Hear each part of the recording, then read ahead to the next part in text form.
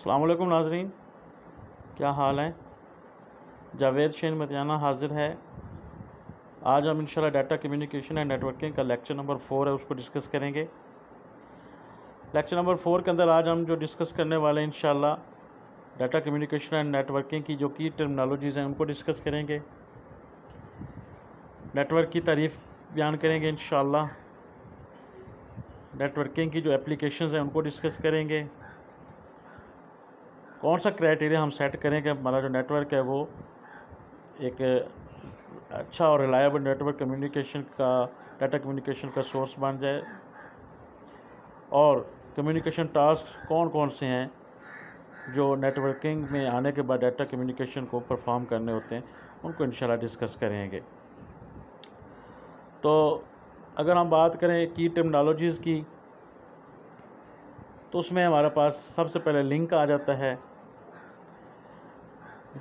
उस लिंक का मतलब होता है कि जब हम दो से ज़्यादा कंप्यूटर को जब आपस में कनेक्ट कर देते हैं, तो कनेक्ट में हमने उसको वायर के ज़रिए से भी कर सकते हैं, ज़ाहिर बात है, उनको केबल के ज़रिए से भी कर सकते हैं, या हम उनको वायरलेस मोड के ज़रिए से भी कनेक्ट कर सकते हैं दो कंप्यूटर्स को थ्रू वाईफाई और थ्रू वायरलेस एंटीना, जो what the mode is that. तो वो दो नोड्स जब आपस में कनेक्ट हो जाती हैं तो उसको हम कहते हैं कि वो आपस में लिंक्ड हो गई हैं।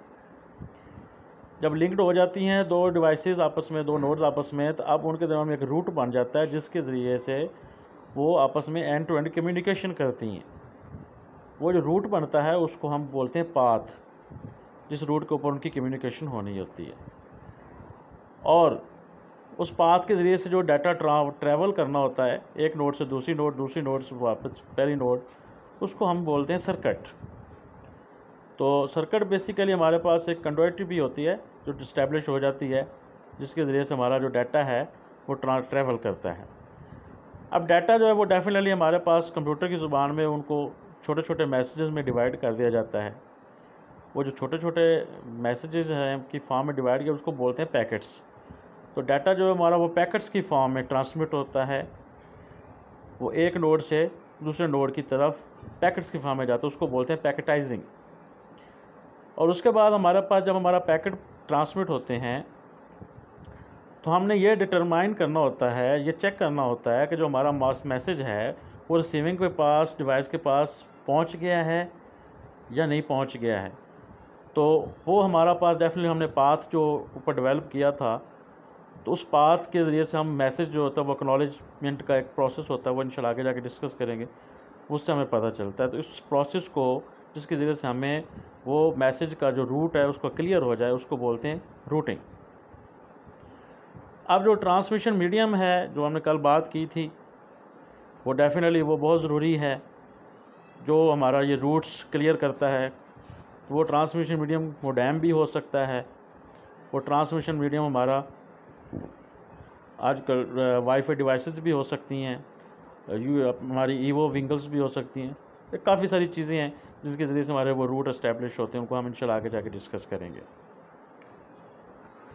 उसके बाद बात आ जाती है हमारा नेटवर्क, कि नेटवर्क हमारा क्या है। बेसिकली नेटवर्क हम बोलते हैं जब हम दो या दो से ज़्यादा कंप्यूटर्स को, जिसे हम नोड्स का नाम दिया है, नोड्स को, कंप्यूटर्स को, या और भी डिवाइसेस हो सकते हैं, मोबाइल भी हो सकते हैं, लैपटॉप्स, आपस में इस कम्युनिकेट करते हैं, इस तरह से कनेक्ट किए जाते हैं कि वो आपस में एक दूसरे के साथ उनका कम्युनिकेशन का लिंक डेवलप हो जाए, तो उसको हम बोलते हैं network. connection of two or more computers, establishing a connection and making a links between each other, and transmission messages data from one device to other device, that is called the network. And node की बात हमने की थी, तो वो हमारा computer भी हो सकता है, प्रिंटर भी हो सकता है, कोई भी और चीज़ें हो सकती हैं। तो नेटवर्क जो है वो हमारे पास उसकी आगे वो किस तरह का हमने बनाना है, लैन बनाना है, वैन बनाना है, हमने उसको डिस्ट्रीब्यूटिंग बनाना है, वो सारी बातें, वो सारी जो चीज़ें हैं वो इंशाल्लाह आगे जाके हम लेक्चर में डिस्कस करेंगे। उसके बाद हम बात करते हैं नेटवर्क क्राइटेरिया की, कि जब हमने नेटवर्क बनाना है उसका क्या क्राइटेरिया सेट किया जाए कि हमारा नेटवर्क जो है वो बेहतरीन किस्म का नेटवर्क हो। तो डेफिनेटली नेटवर्क का जो क्राइटेरिया है उसके लिए हमने सबसे पहले उसको की परफॉर्मेंस उसको ऊपर ज़रूर हमने फोकस करना है। उसके बाद रिलायबिलिटी वेरी इंपॉर्टेंट, उसके ऊपर फोकस करना है। And the third one is the security. तो ये 3 चीज़ें हैं जिनके तहत जो हमारा नेटवर्क है वो एक उसको हम कह सकते हैं कि ये नेटवर्क डेवलप हो गया, यानी इस्टेब्लिश हो गया। सबसे पहले बात करते हैं परफॉर्मेंस की। तो परफॉर्मेंस को हम मैयज़ करते हैं कि उसके अंदर हमारी जो ट्रांसमिशन मीडियम है वो डेफिनेटली इफ़ेक्ट करता है परफॉर्मेंस को। नंबर ऑफ़ यूज़र्स जो हैं वो इफ़ेक्ट्स करते हैं परफॉर्मेंस को, कि ज़्यादा यूज़र्स का नेटवर्क अगर बना हुआ है तो डेफिनेटली परफॉर्मेंस लो हो जाती है। जैसे सम टाइम हमारे मोबाइल्स के ऊपर डाटा की स्पीड स्लो हो जाती है, या हम आपस में कम्युनिकेशन कर रहे होते हैं। एक एप्लीकेशन है जैसे वेबसाइट का है, वो किसी यूनिवर्सिटी की वेबसाइट के ऊपर एडमिशन ओपन होते हैं, तो जब ट्रैफिक इंक्रीज़ हो जाती है तो उसको एक्सेस करने में प्रॉब्लम हो रही होती है। तो definitely number of users increase तो performance low. Minimum number of users होंगे तो performance very reliable, very better. Transmission medium definitely very effective. हमारा मोडेम के ज़रिए अगर ट्रांसमिशन मीडियम है, हमारी नेटवर्क इस्टेब्लिश हुआ है, तो मोडेम में वायर्स में प्रॉब्लम हो सकती है। अगर हमारा वायरलेस नेटवर्क बना हुआ है तो डेफिनेटली उसमें परफॉर्मेंस इशू आ सकता है। हार्डवेयर है, डेफिनेटली हमारा लैन कार्ड है, अगर उसमें कोई इशू आ सकता है, ठीक है जी, हमारा वायर जो है उसके अंदर इशू आ सकता है। सॉफ्टवेयर इश्यूज़ भी हो सकते हैं, डेफिनेटली हमारी विंडो सॉफ्ट जो है ऑपरेटिंग सिस्टम उसमें इश्यूज़ आ सकते हैं। तो जो नेटवर्क क्राइटेरिया उसका जो है सॉफ्टवेयर और ये नेटवर्क का जो समथिंग क्राइटेरियाज होते हैं वो सेट किए जाते हैं, स्टैंडर्ड सेट किए जाते हैं। तो ये वो चीज़ें हैं जो बेसिकली हमारी परफॉर्मेंस, जो नेटवर्क की परफॉर्मेंस उसके ऊपर इफ़ेक्ट्स करती हैं। अगर ये इनको ओवरकम कर लिया जाए और इनको बेटर वे के साथ अगर हम इस यूज़ कर लें तो हमारा नेटवर्क इफ़ेक्टिव भी होगा और वेरी फास्ट होगा। उसके बाद आती है रिलायबिलिटी। तो रिलायबिलिटी डेफिनेटली, क्योंकि जब हमने कम्युनिकेशन करनी है तो नेटवर्क जब तक रिलायबल नहीं होगा उस वक्त तो हमारा नेटवर्क बनाने का फ़ायदा ही नहीं है। तो हमारी जो ट्रैफिक की जो फ्रीक्वेंसी है उसको हमने चेक करना है कि हमारी जो फ्रीक्वेंसी है वो ठीक है, ट्रैफिक जो है वो हमारी ठीक है, और ट्रैफिक जो है जो आ रही है जा रही है उसकी जो फ्रीक्वेंसी है उसमें कोई इशू तो नहीं हुआ है। डाटा ट्रांसमिट किया, डाटा सेंड किया, अब जो रिसीवर है उसके पास वो जो टाइम था उसका पास पहुंचने का वो एग्जैक्ट टाइम के ऊपर पहुंच गया है या नहीं पहुंचा। अगर उस टाइम इशू हो गया डेफिनेटली वो नेटवर्क फेलियर के अंदर चला जाएगा। उसके बाद फायर्स, अर्थक्वेक, आपकी डिवाइसेस का चोरी होना, ये सारी चीज़ें जो हैं वो भी डेफिनेटली आपकी रिलायबिलिटी के ऊपर इफ़ेक्ट करती हैं। Next one is the security. Definitely security is the very important for network. If an unauthorized access is done on your network, on your data, the security, the data is not secure, so network flop, network हमारी communication तो वहाँ पे ख़त्म हो जाएगी, क्योंकि communication secure ही ना रही। क्योंकि सिक्योर सेंसिटिव डाटा जो होता है वो हमने ट्रांसमिट करना होता है एक नोड से दूसरी नोड के ऊपर, तो वो सिक्योर होना चाहिए। उसको एक्सेस जो है उसकी अगर अनऑथराइज्ड हाथों में चली गई तो सारी बात है हमारा ट्रैफिक डाटा नेटवर्क तो बिल्कुल ही फ्लॉप हो गया, नेटवर्क का फ़ायदा ही नहीं रहा। उसके बाद उसकी प्रोटेक्शन जो है हमने डेफिनेटली करनी होती है। उसके लिए डिफरेंट क्राइटेरिया सेट किए जाते हैं, एल्गोरिदम सेट किए जाते हैं कि हमारी जो डाटा है वो सिक्योर मैनर्स के साथ एक नोड से दूसरी नोड्स की तरफ जाना चाहिए। उसके लिए पासवर्ड सेट किए जाते हैं, उसके लिए यूज़र बनाए जाते हैं, ठीक है जी। उसके लिए इंक्रिप्शन के सिक्योरिटीज़ एल्गोरिदम यूज़ किए जाते हैं। तो डेफिनेटली ये सारी चीज़ें किए जाती हैं ताकि हमारा जो नेटवर्क है वो सिक्योर होना चाहिए। सिक्योर के बगैर नेटवर्क स्टैक का कोई फ़ायदा नहीं है, तो डाटा कम्युनिकेशन हो ही नहीं सकती। तो नेक्स्ट वन है नेटवर्क की एप्लीकेशंस कि कहाँ कहाँ पे हमारा नेटवर्क जो बेसिकली हम उसको यूज़ कर रहे हैं। काफ़ी सारी हैं, चांद कि मैंने इनको डिस्कस की लिखी हैं कि मार्केटिंग है और सेल्स है। अब उसमें डेफिनेटली हर डिपार्टमेंट में नेटवर्क चल रहे हैं। अब तो ऑनलाइन सारी चीज़ें हो रही, तो ऑनलाइन जब भी कोई चीज़ होगी नेटवर्क इस्टेब्लिश हो गया यूज़र के दरमियान में और कंपनी ओनर्स के दरमियान में और कंपनीज़ के दरमियान में, तो cells each and everything network के ज़रिए हो रही है। फाइनेंशियल सर्विसेज की बात करें तो डेफिनेटली हमारे ऑनलाइन बैंकिंग सारी की सारी अब नेटवर्क के ऊपर ही है, तो उसमें नेटवर्क के बगैर तो बैंकिंग अब हो ही नहीं रही। ऑनलाइन सर्विसेज जितनी भी हैं उसमें हमारा नेटवर्क है, नेटवर्क हमारा उसमें डेफिनेटली इन्वॉल्व हो गया है, क्योंकि उसमें हमने नोड्स को आपस में कनेक्ट करना होता है। मैन्युफैक्चरिंग है, टेली कॉन्फ्रेंसिंग है, केबल टेलीविज़न है, तो ये वो सारी चीज़ें हैं जहाँ पे हमारे नेटवर्क इस्तेमाल हो रहा होता है। एजुकेशन है, ट्रांसपोर्ट है, तो ये सारी जो ऑनलाइन सर्विसेज हैं वहाँ पे हमारा समझो नेटवर्क अब यूज़ हो रहा है। तो नेटवर्क इज़, मैं कहता हूँ कि की हब है किस कंप्यूटर के अंदर। अब तो नेटवर्किंग के बगैर तो कोई चीज़ पॉसिबल ही नहीं है। तो नेटवर्क इस्टेब्लिश होने के बाद कौन कौन से कम्युनिकेशन टास्क्स हैं जो परफॉर्म किए जाते हैं कि हमने जो डाटा कम्युनिकेशन की है, जो डाटा कम्युनिकेट हमने करना है, तो उसमें क्या क्या चीज़ें होनी चाहिए। तो उसमें ट्रांसमिशन सिस्टम यूटिलाइजेशन, कि हमारा जो ट्रांसमिशन है वो एफिशिएंट होनी चाहिए, वो दो डिवाइसेस के दरमियान में उसमें कोई गैप नहीं होना चाहिए कम्युनिकेशन के दरमियान। ट्रांसमिशन जो की जो यूटिलाइजेशन है उसके ऊपर अगर हम बात करें तो उसको आगे मज़ीद टाइप उसको सब ग्रुपिंग की जाती है, मल्टीप्लेक्सिंग की जाती है, कंजेशन कंट्रोल, क्योंकि ये दो चीज़ें ही हैं। मल्टीप्लेक्सिंग के अंदर हम क्या करते हैं कि हमारे बहुत सारे यूज़र होते हैं, वो इस्तेमाल कर रहे होते हैं, हमारे दे रहे होते हैं, चीज़ें दे रहे होते हैं, शेयर कर रहे होते हैं, और एक ही चीज़ के ऊपर फोकस कर रहे होते हैं। ठीक है जी।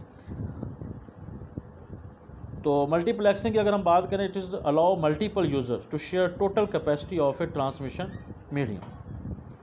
ठीक है जी, मैनी टू वन इसको कहा जाता है। उसके बाद ट्रांसमिशन सिस्टम जो है वो ट्रैफिक की वजह से ओवर हैम्ड नहीं होना चाहिए, उसकी जो कंजेशन कंट्रोल है उसको फोकस करना ज़रूरी है कि ट्रैफिक ज़्यादा हो गई तो हमारा सिस्टम जो है वो बिल्कुल डंप हो जाए, नहीं, ऐसा नहीं होना चाहिए। उसके बाद इंटरफेसिंग है नेक्स्ट जो एलिमेंट है। तो डिवाइस जो है वो हमारी जो है वो उनका जो इंटरफेस है ट्रांसमिशन सिस्टम के दरमियान में, वो उसके दरमियान में इंटरफेसिंग का जो प्रोसेस है वो ज़रूर होना चाहिए।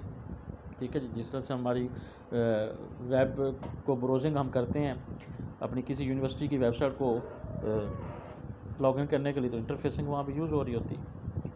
उसके बाद सिग्नल जनरेशन, वो डेफिनेटली सिग्नल जो होते हैं वो ट्रैवल हो रहे होते हैं ट्रांसमिशन मीडिया के अंदर।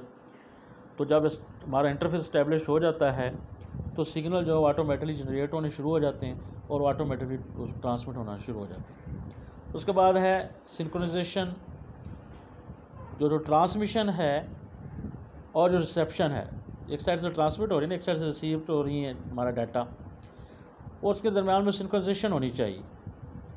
सिंक्रोनाइजेशन को अगर हम आसान लफ्ज़ों में बात करें तो वो हमें इस काबिल बताती है कि वो हम उसमें डिटरमाइन कर सकते हैं कि नई जो डाटा जो हमारे पास आना है वो कब सेंडर भेजे, क्योंकि जो रिसीवर है उसने एक एक्नॉलेजमेंट सेंड करनी होती है वापस कि ठीक है जी मेरे पास डाटा आपका पहुंच गया है, तो अब आप मुझे नया डाटा आप सेंड कर सकते हैं।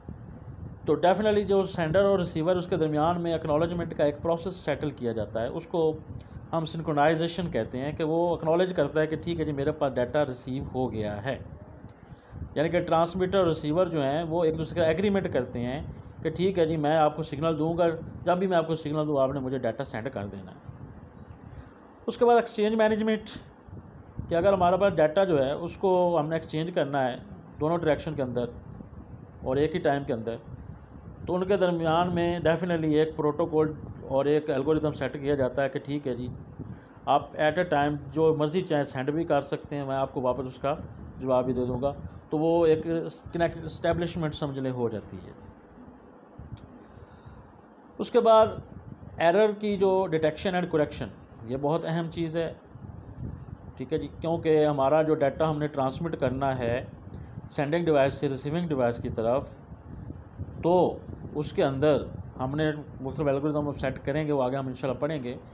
तो जो ट्रांसमिशन सिग्नल्स हैं वो उनके साथ कोड लगा दिए जाते हैं, वो बताते हैं कि ठीक है जी, जब वो रिसीविंग के पास पहुंचता है, अगर तो वो सही नहीं पहुंचा तो वो कहता है एरर डिटेक्शन का मैसेज आ जाता है, ठीक है जी। और एल्गोरिदम सेट किए जाते हैं, वो ऑटोमेटिक करेक्ट भी कर, रास्ते में हमने डाटा भेजा, रास्ते में ट्रैफिक की बहुत ज़्यादा होने की वजह से पैकेट्स जो है थे हमारे वो आगे पीछे हो गए, तो सॉफ्टवेयर हमारे एल्गोरिदम सेट करते हैं हम कि वो ऑटोमेटिकली आपके जो सिग्नल है, जो आपका मैसेज है, उसको जो पैकेट की फॉर्म है अपनी, उसको कनेक्ट सारों को कलेक्ट करता है, इकट्ठा करता है और एग्जैक्ट एज इट रिसीविंग के पास पहुँचाता है। फिर ये लें जी, आपका ये है पूरा पैकेट, वो ट्रैफिक की वजह से वो आगे पीछे हो भी गया था, तो वो उसने एरर डिटेक्शन करेक्शन मेथड के ज़रिए से उसको करेक्ट कर दी।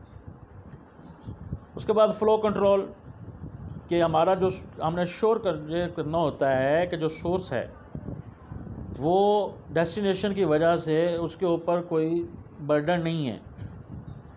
इस वजह से आप जितना मर्ज़ी डाटा भेज दें और वो आपको वापस उसको हैंडल किया जाता है, उस पूरी ट्रैफिक को, कि ठीक है जी, डाटा फ्लो जो है उसको प्रॉब्लम नहीं होनी चाहिए, वो कंजेशन वगैरह का इशू उसके ऊपर नहीं आना चाहिए।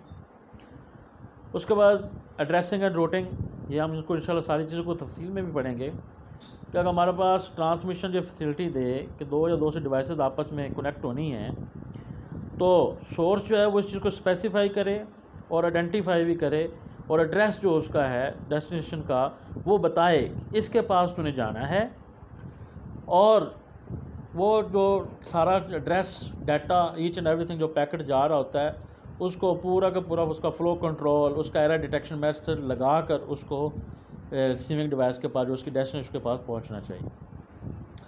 उसके बाद रिकवरी होती है जी, कि अगर हमारा डाटा जो ट्रांसमिशन हो रहा है इंटरप्ट हो जाता है, कुछ भी फॉल्ट हो सकते हैं, सिस्टम में फॉल्ट हो सकते हैं, तो रिकवरी टेक्निक्स जो मैंने पहले भी कही कि वो लगाई जाती हैं कि ठीक है जो डाटा रिकवर हो जाए, क्योंकि बाद में हम मैसेज सेंड करते हैं तो ट्रैफिक की वजह से हमारा मैसेज लेट पहुंचता है, तो जब पहुंचता ही नहीं है तो वो दूसरी दफ़ा फिर उसको जब वो ऑन करती दूसरी साइड तो वो उसका मैसेज जो है वो आ जाता है।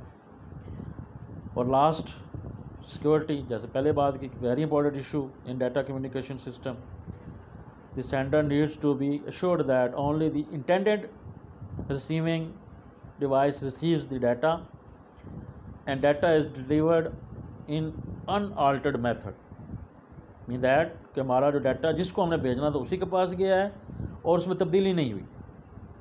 तो ये सारी चीज़ें अगर हो गई हैं तो समझ लो कि हमारा डाटा जो है वो सही मानों में पहुंच गया है जी। तो इसके साथ ही हमारा आज का टॉपिक क्लोज़ होता है जी। जावेद शहीन को इजाज़त दें जी। टॉपिक मेरे चैनल को प्लीज़ सब्सक्राइब भी कर दीजिएगा और बेल आइकॉन के ऊपर लाजमी क्लिक कर दीजिएगा, लाइक भी कर दीजिएगा जी। कोई कमेंट्स हो तो ज़रूर दीजिएगा। दुआ में याद रखिएगा, अल्लाह आपके ऊपर रहमतें नाज़िल करे जी। अस्सलामु अलैकुम व रहमतुल्लाहि व बरकातहू।